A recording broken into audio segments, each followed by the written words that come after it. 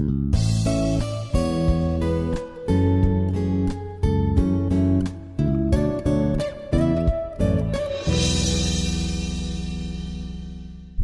वालेकुम, मेरा नाम है डॉक्टर महरीन फ़ारूक। मैं Lahore medical and dental college में मेडिसिन डिपार्टमेंट में एसोसिएट प्रोफेसर के तौर पर काम कर रही हूँ और मैं Chughtai medical centre DD block DHA में एज़ कंसल्टेंट फिजिशियन काम कर रही हूँ।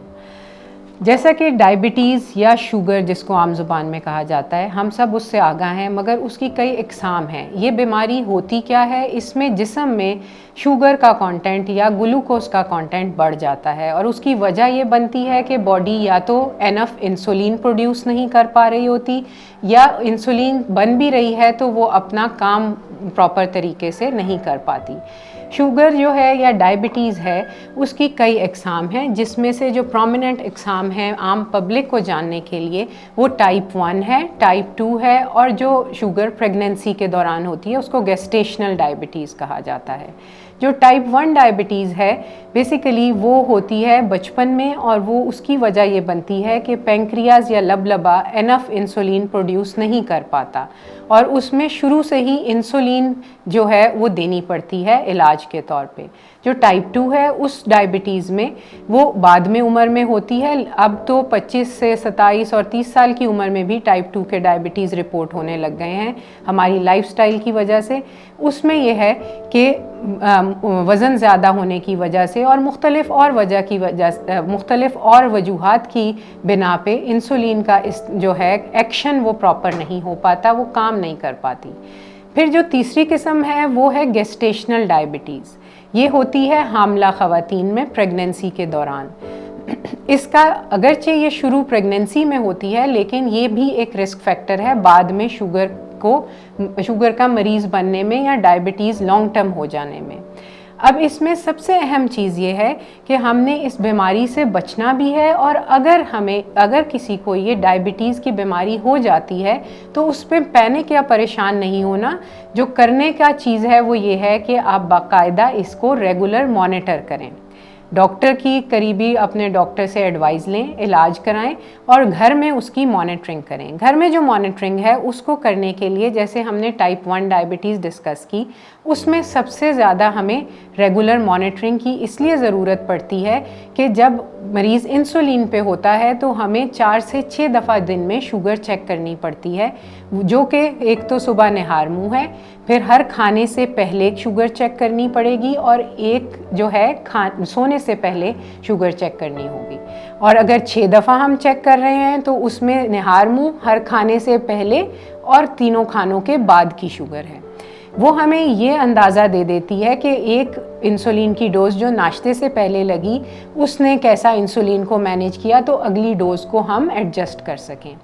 लेकिन ये वाली मॉनिटरिंग तब हो सकेगी अगर मरीज़ जो है वो ख़ुद इतना पढ़ा लिखा और अवेयर है कि वो ख़ुद अपनी डोज़ को एडजस्ट कर सके। जहाँ पे डॉक्टर के मशवरे से फ़िक्स डोज पे चल रहा होगा पेशेंट, वहाँ पे आपको 4 दफ़ा दिन में चेक करके उसका रिकॉर्ड बना लेना चाहिए। और अगर शुगर डॉक्टर की बताई हुई डोज़ पे कंट्रोल्ड है और डोज़ एडजस्टेड है, तो फिर हफ्ते में 1 या 2 दफ़ा किसी 2 दिन की 4 दफ़ा के लेवल्स या 6 लेवल्स जो हैं उनका रिकॉर्ड बना के 2 से 3 महीने बाद डॉक्टर से डिस्कस करके डोज़ की एडजस्टमेंट या कंटिन्यूएशन के बारे में आप मशवरा ले सकते हैं। जहाँ तक टाइप 2 डायबिटीज़ है उसमें दवाइयों से भी वो कंट्रोल की जाती है और इंसुलिन से भी, और कई दफ़ा दोनों के कॉम्बिनेशन से।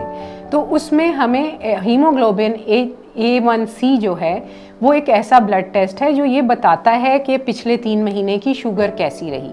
तो मरीज़ का अगर तो वो 7.5 से नीचे आ रहा है तो हर हफ्ते में 3 से 4 लेवल्स चेक करना काफ़ी होता है। लेकिन अगर वो इससे ज़्यादा है, जिसका मतलब है कि शुगर अच्छी कंट्रोल नहीं है, तो फिर आपको एक हफ्ते में कम से कम 2 से 3 दिन जो है 3 से 4 लेवल चेक करने चाहिए। लेवल वही होंगे, निहार मुँह का शुगर का लेवल, खाने से पहले का और रात के सोने का।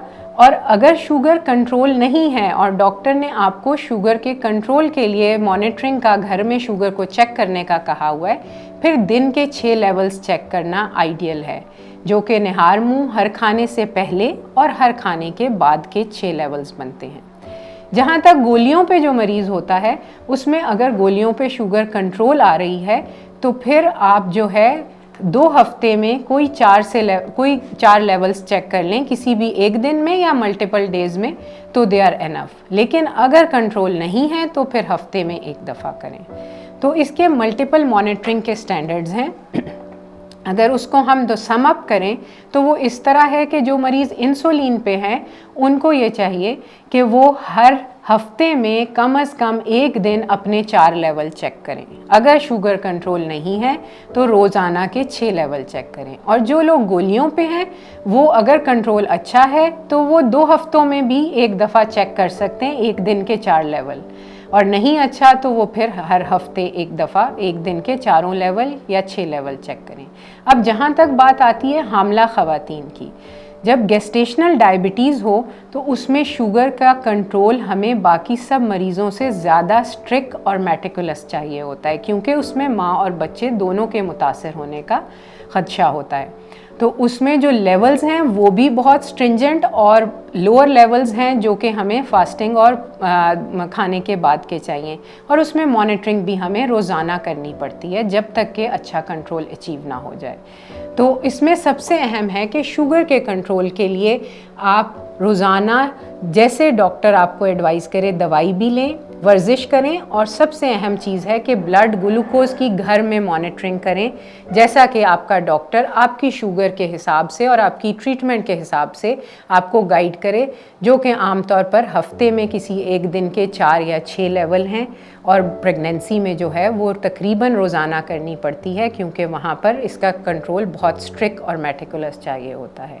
अपनी शुगर को कंट्रोल रखें, उस पर नज़र रखें, उसे मॉनिटर करें, ताकि आप शुगर की पेचीदगियों से और उसके बुरे असरात से बच सकें। Thank you.